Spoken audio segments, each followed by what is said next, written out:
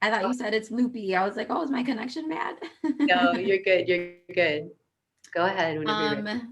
Yeah, so my name's Demi. I am a health coach, and did I meet you when I was coaching or when I was doing nails? So I used to do nails, and that was I used to make my schedule really busy, and my eating habits just kind of got really bad.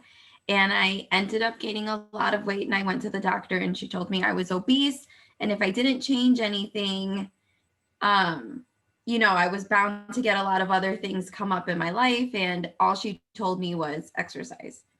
And that was not enough for me. And I talked to someone else, and I was like, what should I do? Because I don't really like to exercise. And I don't think that's going to be like the best, like the end all be all. And she actually had told me at the time to go vegan. And so I decided, I don't know, it didn't intimidate me. So I was like, I'll try it for a time frame as a diet and see what happens. And here I am 5 years later, still doing it and now teaching it as a big part of my life. I ended up not like stopping with nails, and I became a certified health coach. And now I coach other people on the importance of food and how it affects their bodies. And I also coach on an app called Task Human. If you guys have heard of it, they offer a variety of coaches on there, from exercise to really a bunch of different people. So I'm on there as well. And really, again, I coach all about plant-based eating and the effects that it has on their bodies. And something big that I've been, not really big, but something I've been teaching a lot lately has been on inflammation. So inflammation and all of the ways that we can reduce it through plants. And of course, the big thing is food, but then I also add in a few other things on there that aren't food but are still plants nonetheless. So that's just a little bit about me. Sometimes I talk too fast, so you guys can let me know or type in the chat if I need to slow down. Or if you guys have any questions, you can always put it in the chat as well. So, one of the things that I always share with inflammation is, yes, it can come from food, but it's also stress. So we really need to try to keep our stress levels as low as possible if we can. And we can do those easily, by trying to improve our sleep, incorporating more sleep, improving our mood, and trying to up our energy can really help with stress. And something that I always share with plant based eating and all of my clients is, if we're really being aware of what we're eating, it'll increase our energy and decrease our inflammation. So those are two things that I always like to stress to, let everybody know that we can do through food.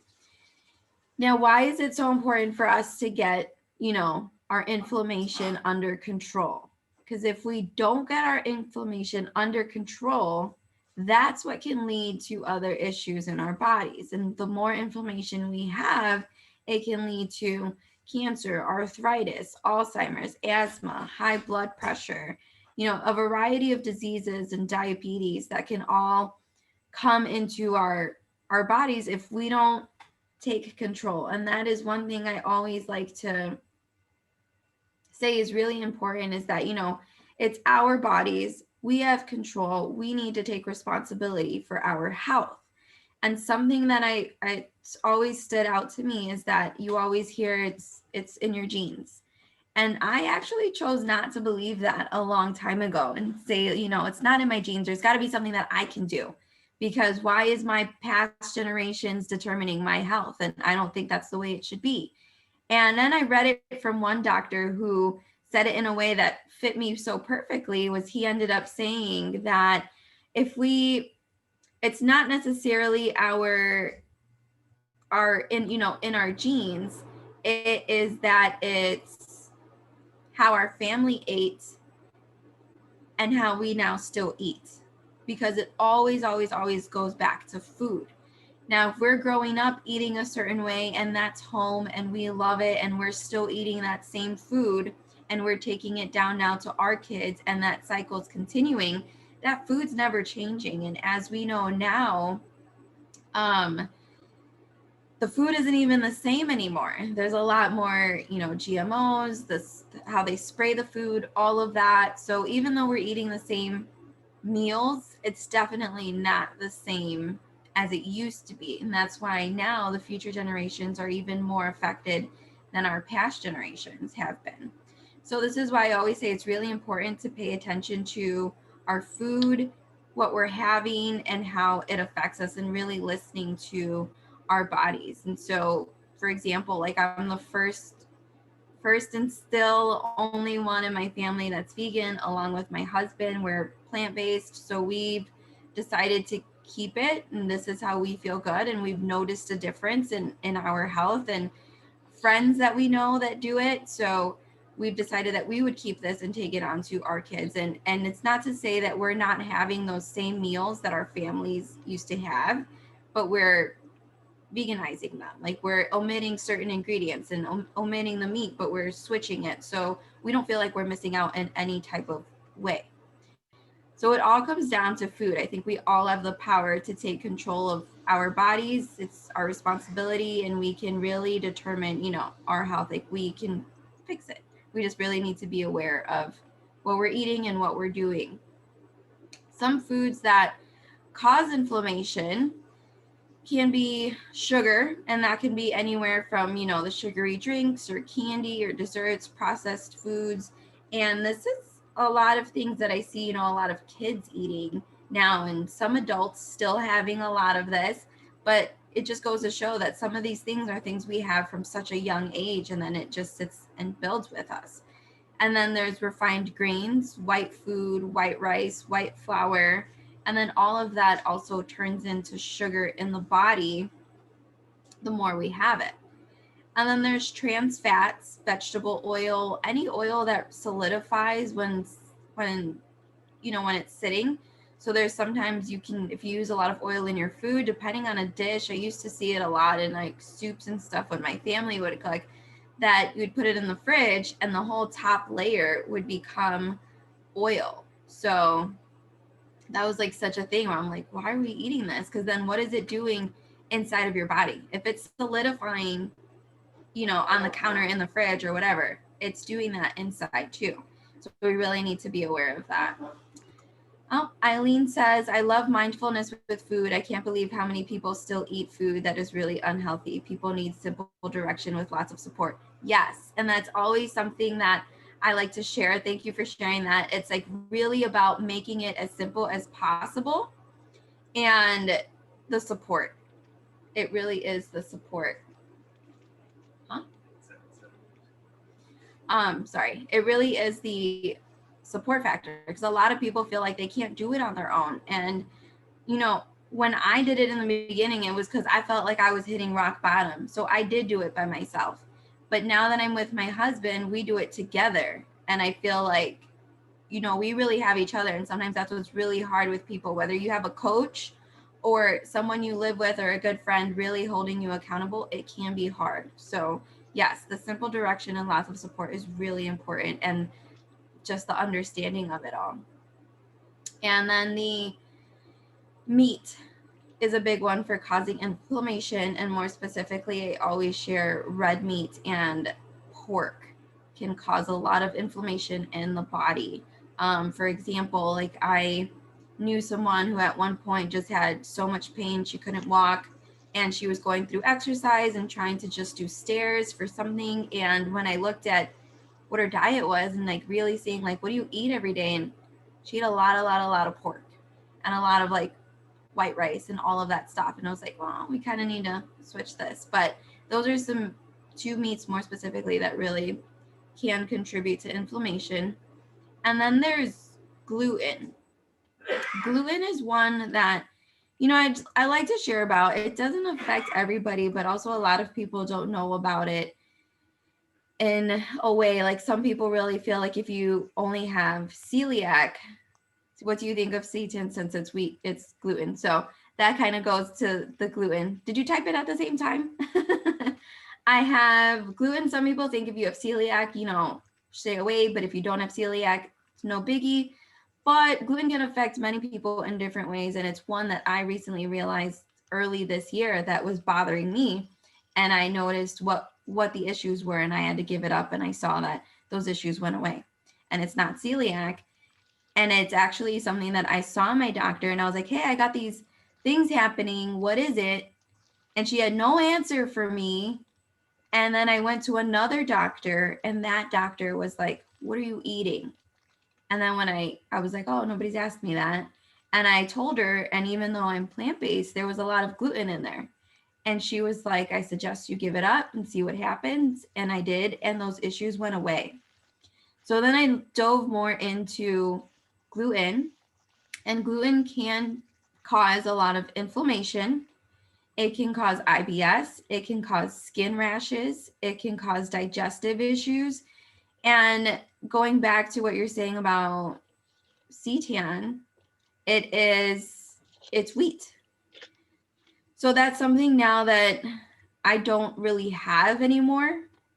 And now if we're going to do a meat substitute, now there are actually a lot of gluten-free ones. But again, I wouldn't say have it all the time. At this point, I would say, if you're plant-based or vegan at all, have it more as a treat, because we still, again, want to fill our bodies with more plants than anything else to help with our energies and our inflammation. So if you have any issue that I mentioned that maybe could be gluten, if you eat a lot of gluten, is in regards to like headache, inflammation, low energy, what else did I say? Skin irritation, digestive issues, IBS. It could be that maybe you want to give it up for a week or 2 weeks completely. See how you feel about it. If you feel better and you see some of those issues resolved, then maybe gluten affects you. If you don't feel any change at all, then maybe it's not gluten, and gluten's not the culprit for you. But gluten's always something I like to share, because I think a lot of people just don't know. And as much as, I thought I knew about plants and food, and I realized something was still bothering me. And when she was like, give up gluten, I was like, what's left? What is left for me to eat? And it's fine. I promise we'll all still live. And now there's so many substitutes out there and different flours out there, and there's still plenty to make and eat, even though it feels like we're giving up a lot, but we're really not. I feel like we're gaining a lot when we're gaining our health back. And then also in regards to gluten, it goes back to it not being the same as something I mentioned earlier. It's that it's again more heavily sprayed in the US. So there's a reason why a lot of people, if you've heard, that you can go to Italy and eat all the pizza and pasta and all of that and be completely fine, and come back to the US and eat the pizza and the pasta, and it's not the same. So I believe one of the ones that's sprayed with gluten is glyphosate. And something I always say to pay attention to when you're buying food at the store is that it's non-GMO with a little butterfly, non-GMO certified or organic. If it's certified organic, it's already supposed to be non-GMO. And there's the gluten-free with the GF in the circle. And now there's also in some foods, not all of the foods yet, but glyphosate free. It's a more recent label that's popping up, and you can see that as well. Yeah, so thanks for chiming in, Eileen. If anybody else at any point, I like the interaction. So those are just some foods right there that can cause inflammation. And as we know, for many people, depending how you eat or used to eat, or your family, like those are kind of the foods we grow up eating. And again, unless we bring that consciousness and that awareness, we're going to keep eating it, and we're going to take it down to our future generations unless we consciously make that decision to switch. And if we don't get these things under control, it can lead to some other health issues as well, which then takes me to all of the vegetables that there are. So I always joke sometimes that, my mom used to always tell me to eat my vegetables. And as a kid, of course, I didn't want to. And now it's almost as if she thinks I eat too many vegetables. And one time I made a plate of like dinner. I made a mushroom steak. So I had my mushroom. I made like some carrots as a side or something. And then I had mashed potatoes. So literally a plate full of vegetables. And then she comes down and she's like, "Oh, you're still missing a salad. Like you still need your vegetables." Because I guess she thought, like steak dinner. And she's like, "You're missing this." And I was like, "It's a whole plate." But I just think it's funny how we see things in different perspectives. And now this year, there's also been such an increase. I think each year there's been even more and more plant-based vegan options popping up. And I believe it was this year that about 39% more people were now choosing vegan or plant-based as much as they could in their meals, whether they were going to the store or, restaurants. Now there's so many options because now more and more people are choosing that. So that's good. So something I wanted to share when we are eating more plants, what can happen? In my case, as I was saying, I started it initially to lose weight. And I did lose weight. Again, I mentioned I don't like to exercise. I do think it's important. And I did do Pilates. So I had some form of exercise. That was my choice. But that was something I only did once or twice a week. Initially when I saw the doctor and she was like, exercise, she was like, go to the gym every day or go for a walk. And I was like, I'm not going to do that.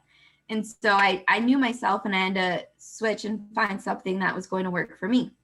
So even though I did the Pilates, that was also minimal, but the food is something that was every day.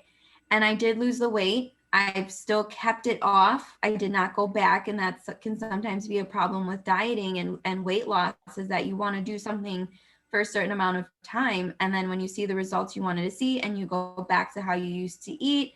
And then that's why so many people like yo-yo diet or tend to go back. And that's why many people say, well, diets don't work. Of course not, because you're not making those healthy choices your way of life. That's why it doesn't stick. So in my case, I ended up losing the weight, but my skin cleared up. At the time, too, I also had really bad cystic acne, like up here, it would be in my hairline. So I think it didn't help that it was in my hairline, because if I sweat, it probably made it worse. And I used to eat a lot of cheese. Now I know that that contributed to that. But my skin cleared up, my inflammation went down. I mentioned I did nails, so my body used to ache a lot from being hunched over doing pedicures or manicures, and that went away and my energy went up. So I felt like so much changed for me, because then as far as it being like my body changed, so much in my mind changed. And then it led me to digging in more into, I need to learn more about mindfulness. Nobody's talked to me about this. And I need to learn more about food and how it's affecting me. And so it just really took me down, I guess, a rabbit hole of learning more and more and more. So some things I like to share, though, how plants can help, like that was my experience. But overall, I'm just going to have a little bit of water. Overall, how plants can help our bodies is we're getting more nutrients, especially if you're eating them. I always say eat as much raw as you can, whether it's in the form of a smoothie or a salad or a snack. If you're having veggie sticks with hummus or something, the more you're getting more nutrients, and that can contribute to an increase in your energy. You do get enough protein, and that's always what I hear from some people, or people find out that my husband and I are vegan and they're like, where do you get your protein from? Well, we get it from our plants. There's still plenty of much protein to go around. We eat tofu, we eat oats, grains. There's protein in everything, peanut butter, beans. You'll get enough. And it can also, again, we were talking earlier about reducing our risk of disease and cancer. And that is a big factor for me, I think, if we're reducing our risk of that. Because if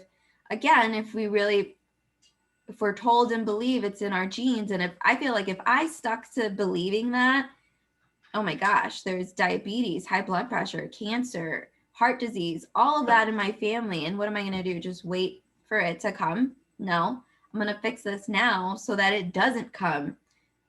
and it's not going to come to my kids either. So again, you have the power and you're reducing your risk. Thanks, Eileen. High five.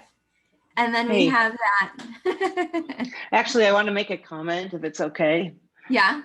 Yeah, I mean, a couple things. I've had health issues for all my life, pretty much, and I eat a lot the way you do. And when I've learned something along the way, though, there's two other factors that I think are super important, and one of them is listening to your body and noticing how your body responds, because one shot does not fit everybody. Mm-hmm. And the other one is stress, because I've seen vegetarians and vegans get so stressed out about their food choices, not you, but other people. The stress can counteract. So those three things really balance the combination of, excuse me, let me close this door, combination of, all the information that you're giving, and I'm so grateful for. But also, I think really reminding people that, their attitude needs to be checked as well. Like intensity really can mess up how you metabolize. And also listening. Like I can't do that seitan, but I used to think it was really healthy because it was vegetarian, for example. So I really am glad you brought up the gluten and all the symptoms too, because I think that's important for us to look for. Yeah. Thank you. And you're definitely right, because I have had some people work with me and say, I want to try the plant-based thing, but their attitude about it is pretty poor. And you're right. You can't say, I'm going to do this and I want to be plant-based and I want the benefits of it, but then go into it thinking, well, I have nothing to eat and this is so hard and I can't prepare everything and it's too much work and I'm all alone. Like if you're, again, exactly what you said, you're going to counteract, and it's not, every single choice you do, and not just food, but whatever your choice is going to be, you do need to go into it with a good attitude. And recently I was talking with my husband about someone, like, we have a change coming up and someone was saying it's great but already giving me an out. It's great, but you can do this. And I was like, why even think like that though? Like, sure, I'm always to have my plan B, A, whatever, but I'm making a choice and I'm going into it all the way. And if something comes up, I'll figure it out. But I'm not going to go into that choice already thinking I'm going to do this, but I can back out. Because again, you want to go into everything 100% with a good attitude. So you're right on the mindfulness and everything. And no, not one size fits all. I do think I know some people that are just like, I tried it and it doesn't work for me. Fine. I can't say that this is for everybody. Mindset can be a part of it, but also, whatchamacallit? Some people that say like they just really, really don't want to give it up. I'll bring up like Mark Hyman. He's a doctor that is a big, big advocate for plants and ingredients and everything. And he still eats meats, but he'll say to view the meats as a conda meat. So to him, whereas, we grew up eating like kind of like meat is your main, and then all the sides are what's next, and that's your vegetables. He views it as your meat is your little side, and the rest of your plate is vegetables. So I usually reference him for like some people that are like, I don't want to be 100%. So I'll be like, okay, well, let's do this. That's just going to be your little side, and plants are going to be the majority, because we still want to get all of the benefits from what plants have to offer us. And so again, my next point was just going to be that, reducing pain and inflammation can be something that we get from increasing our plant intake. So thanks for your input, Eileen, on that one. And as far as like vegetables, like a little bit more specific for reducing inflammation, is I always like to share with everybody to eat the rainbow. And sometimes I'm sorry, did someone unmute themselves? I always like to say eat the rainbow. If anybody has kids that are young or want to try this with them, I always suggest like trying to talk about how colorful food is, how fresh it is, and how how many colors can you fit in your plate, or how many colors can you fit in your day? And that's something that I usually have a lot of fun when I'm making smoothies. I'm like, let me throw a little yellow, little green, little red, little blue, and I throw the whole rainbow in my smoothie. So eating the rainbow is really the way I like to view it and having fun with it. I was sharing the other day how when we're eating, anything fried or baked or I guess regular food, how we grew up eating, a lot of it is just brown.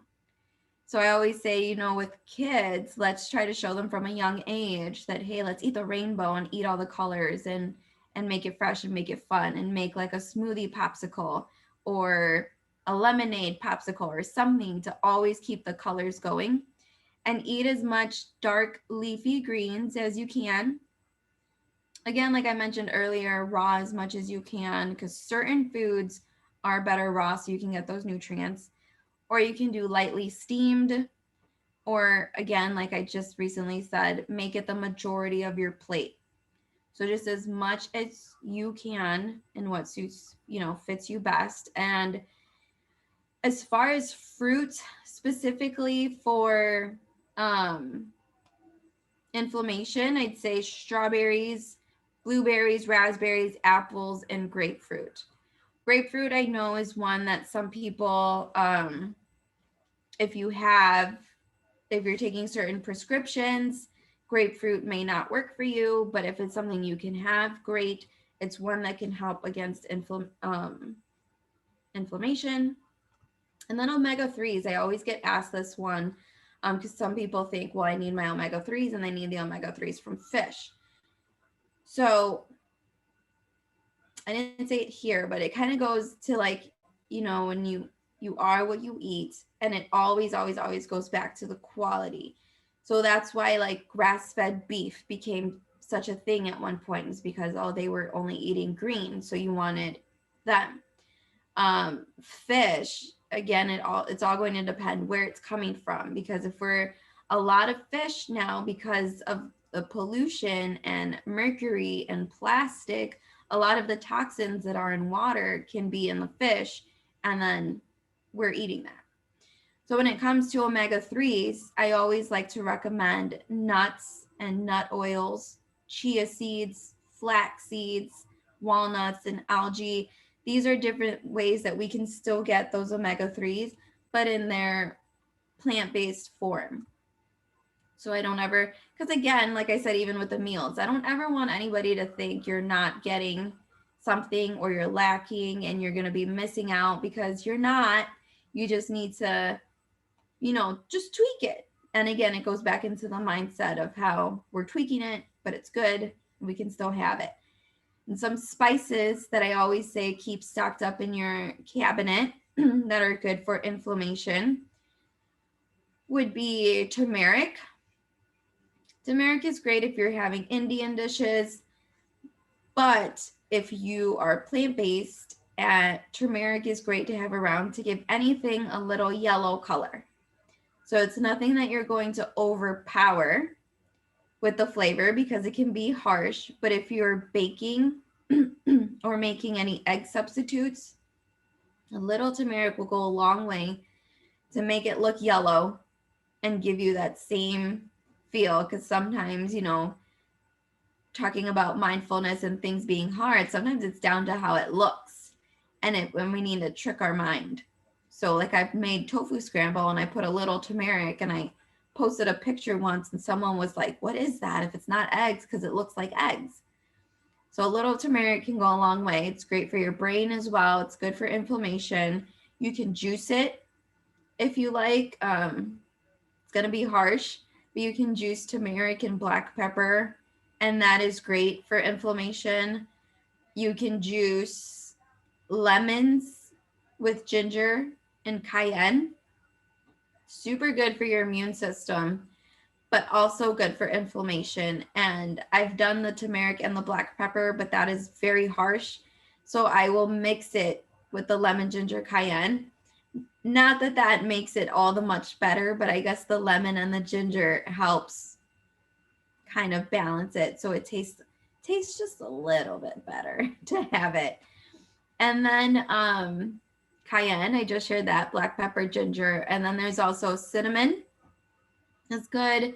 And you can make your own cinnamon tea or put cinnamon in certain dishes or dessert. Put a little bit in there. Allspice and rosemary. Rosemary can complement some fruits. So if you want to infuse any water, or if you have a certain drink or even a cocktail, throwing in some fresh rosemary in there helps give it a little freshness and a good flavor to it. And then also teas. I always would recommend having teas around. Green tea is great. You can have, one with every meal or have like 3 cups a day or less. But green tea is good. It helps with detox and has the antioxidants and cancer fighting properties and helps with inflammation.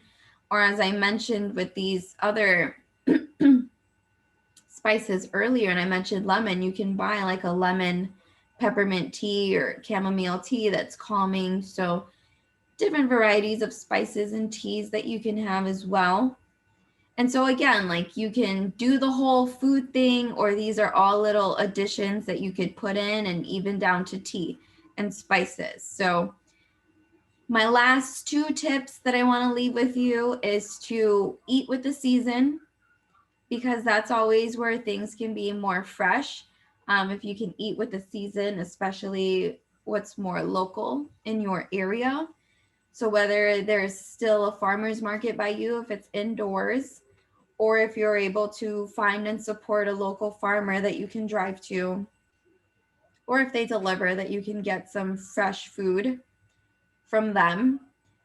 Because again, it's always all about shortening the transportation of your food. So when I mentioned earlier, you can get more nutrients, which is true, but at the same time, we also want to try to shorten that transportation as much as we can. So I'm in the Midwest, and I notice a lot of the organic produce I like to buy comes from California. So sometimes I like to find, well, what's local to my city and state, or go to the farmer's market and see what can I get that's here. So it still has more nutrients in there. And I mentioned, drinking a lot of teas, and you can have a lot of water. I know sometimes that's difficult for some people. So I like to share that we eat our water, and that can come, vegetables and fruit have a high content in water. I mentioned chia seeds earlier. That has a lot of water in those tiny little things. So they are great to add to oats and certain desserts and smoothies. You can throw a little chia seeds in there. But cucumbers, for example, are about 97% water. So you can have that in your snack. Celery, spinach, broccoli. Broccoli, I always say, if we eat the tops, it's so common that we eat the top and not the bottom. Save the bottom, clean it, cut it, and freeze it. Just freeze the little pieces and throw a piece in your smoothie. You're not going to taste it, but you're still going to get the benefit of the water that's coming from the broccoli, and calcium is also in broccoli, and that's good for your bones. And we can have that in apples and blueberries. So that's just some examples of some fruits and vegetables that have a high water content. So I see Vicky says, does it matter if the green tea is decaf? To be honest, Vicky, I haven't even seen decaf green tea. I didn't even know that existed. I don't think that would matter, because if it's green, you would still get some benefits of the leaf itself. But I've never even seen that. So now that you said that, I'm going to look for that. One thing I like to share that I'm all into is Four Sigmatic mushroom coffee. This one is their defense line with chaga mushrooms. So they have a whole line with different mushrooms with different benefits. And if you've tried the golden latte, or what I mentioned, inflammation, we're going back to turmeric. They have the golden latte version, and it has turmeric and black pepper in it. I have not tried it yet, so I was glad I found a place that serves, you can buy the little packet so you can try it. And then they also have mushroom chai and mushroom matcha latte. So I know it sounds crazy because it's mushroom, but it's actually really good. The coffee one that I showed you initially, actually to me just tastes like instant coffee. And I find it to be a good coffee alternative if you don't want to have regular coffee. This has a little coffee in it, but it has a powdered mushroom and different mushrooms. So this one I said was for defense. They say it's chaga mushroom. I'm learning more about mushrooms the more I get into them, because when I eat them, I mainly buy like portobello, the bellas, shiitakes, and the white button ones. Here and there, maybe we'll get fancy if we find a different mushroom, but I'm learning more about the mushrooms through them. So the chaga mushroom is for defense. I think they have lion's mane in a different coffee one that's good for your brain. And then these have like turkey tail and different types of mushrooms. So again, there's like so many ways that you can get plants and vegetables and so many things, and down to our coffee now. So it is easier now for sure. But again, goes down to the mindset and the support of, is this a choice you want to make? Why do you want to do it? And are you going to stick to it? And having that support around you, whether it's a health coach or your family or your friend doing it. So do you guys have any other questions? Anything before I hop off and you guys continue with your day? Thanks for having me, Cindy. Leslie wanted to say something. Yeah. I was just going to say a couple of things. One, when you were talking about just some of the foods you were eating and breaking out, I remember years ago, one of my really bad habits would be to run downstairs. I work at home and pour out Cheez-Its on a napkin, thinking, it's my good little cheese snack. And I used to rake out all across here. And one day I looked at the ingredients and there's palm oil, which to me is, I think, kind of poisonous. And I stopped, and it stopped. And just as I've gotten, older, and I read a lot more, and I have an old friend who wrote a book called Main Street Vegan, and it's a fantastic book. It's really good for beginners. And I sort of step into it. I'm not vegan, but I think what people I forget, is that what you said, the inflammation, we can't see the inflammation. We might be able to feel it, or maybe if we do get ill, it's like, is that from the sugar I eat? And so I guess it's having faith. This is how I look at it. Having faith, not just in what I can see, but what is going on in here, and just it's sort of a leap of faith for a lot of us. I don't know if that makes sense, but thank you very much. It makes a lot of sense. And again, because faith is, believing what you don't see. And but maybe we can't actually see the inflammation. But again, if you're seeing like, hey, my skin cleared up, I feel more energetic, I'm getting better sleep. Those are things that you start to notice and you feel. And I don't know what everybody here believes, but since you brought up faith, I always say that there's actually, so many people will say the Daniel fast and say that that's vegan, and you bring it up. But Daniel in the Bible was one of the first ones, or maybe if not the only ones, I don't know.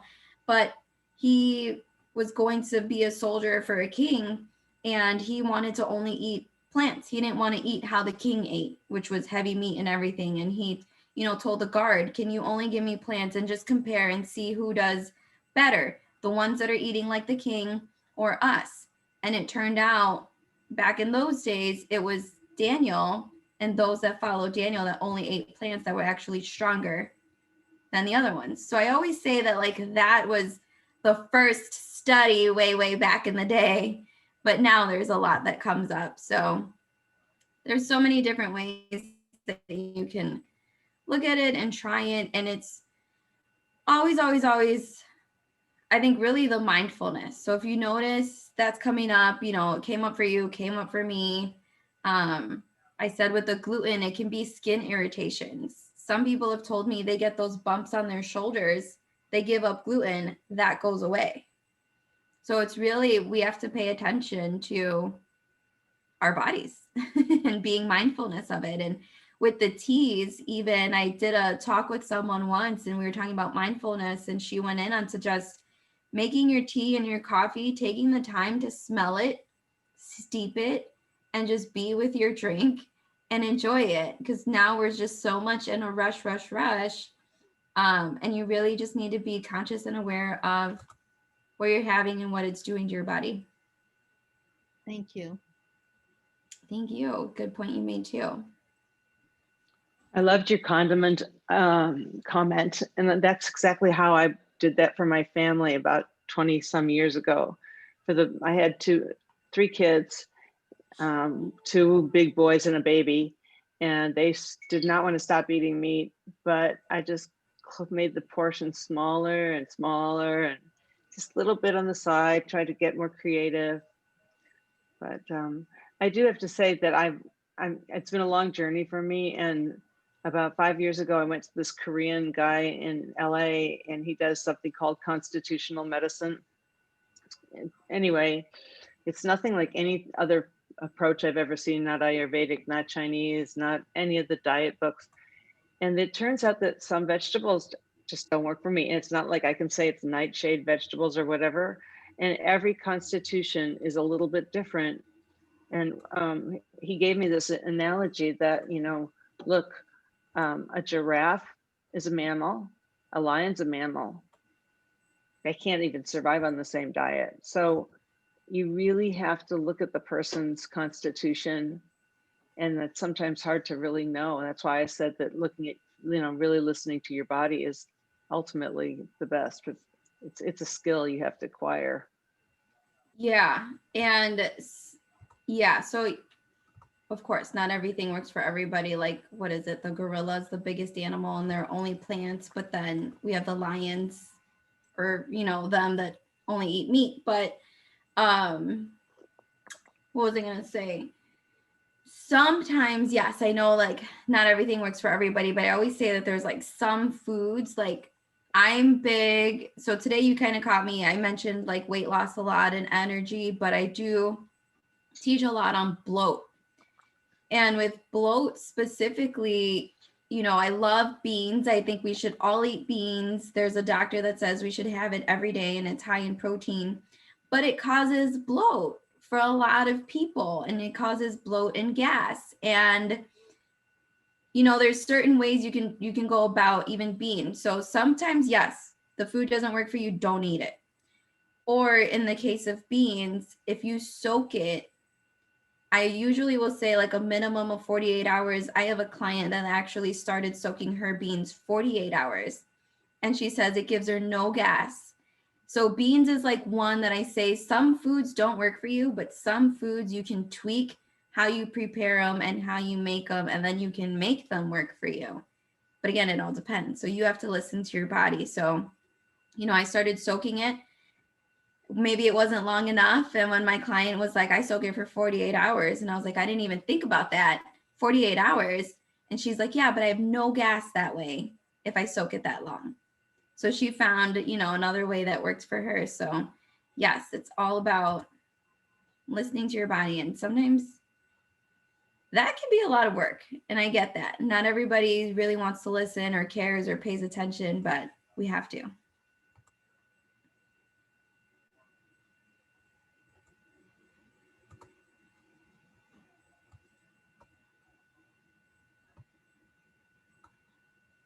Did you say something, Cindy? You're muted, but I thought I saw your mouth move. No, I didn't say anything. Thank you. Thank you. Thanks for all the input, everybody.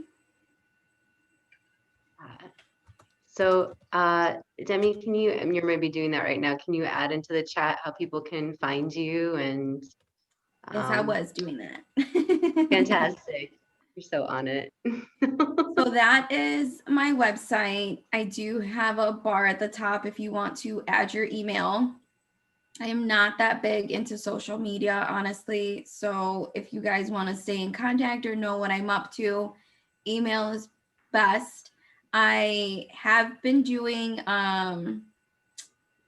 like teachings like this, I did them for free from the start of November to the end of December. So I think I have 2 more coming up where I was just coming on with other people and we were teaching on different things. So I try to cover a variety of topics that can help people out. And even if it's not just plant-based eating, you know, I had someone come on with mindfulness. I've had mindsets, seed cycling, different topics that I like because, you know, our health is, again, it's not just food, it's everything. So I always like to have someone else that complements. This week we had someone talk about growing your own food.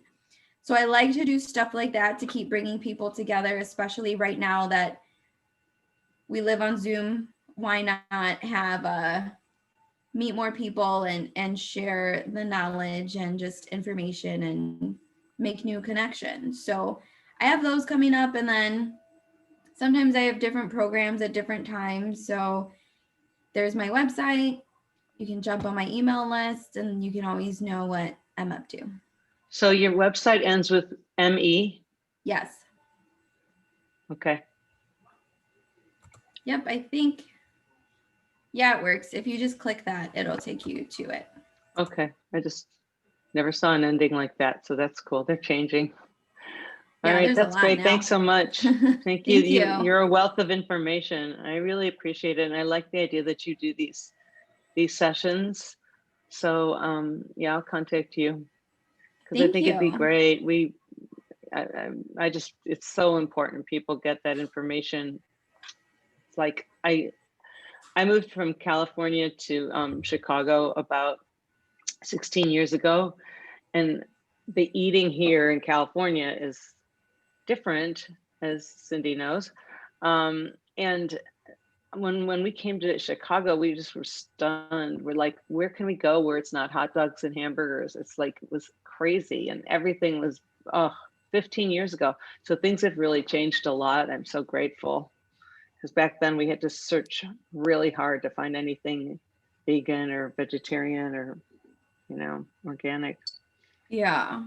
I went to California, luckily right before all this stuff happened. I went in like early February and I was pretty impressed because there was like vegan food in so many places and not even like the fake vegan food. We were finding like really good salads, good juices, you know, nut cheese, like cashew lasagna or walnut, like I don't know, we found Exactly. so much food and I was like, oh, we can't go lacking here. Like we go to other states, we've gone to other states and we're like, there's nothing here for us to eat, let's go Like find a store. Oklahoma. Like we just drove cross country. So I'm in Palm Springs right now, and that was a trip, you know, no pun intended.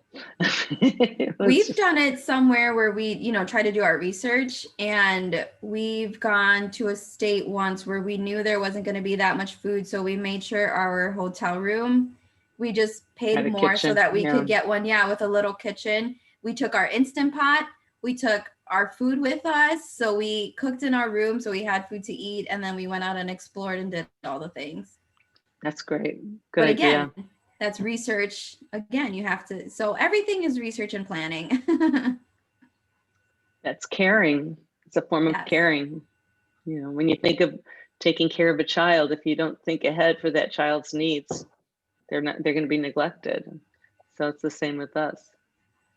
Yeah. Yeah, and I hope anybody with kids or about to have kids can try the whole eat your colors, or if that's what you did too when you tried to make the meat less. Like I always say, I hope it works when my time comes and I'll make them have ice cream for breakfast, but it'll be banana ice cream with blueberries and cute. stuff. Sweet. Very sweet.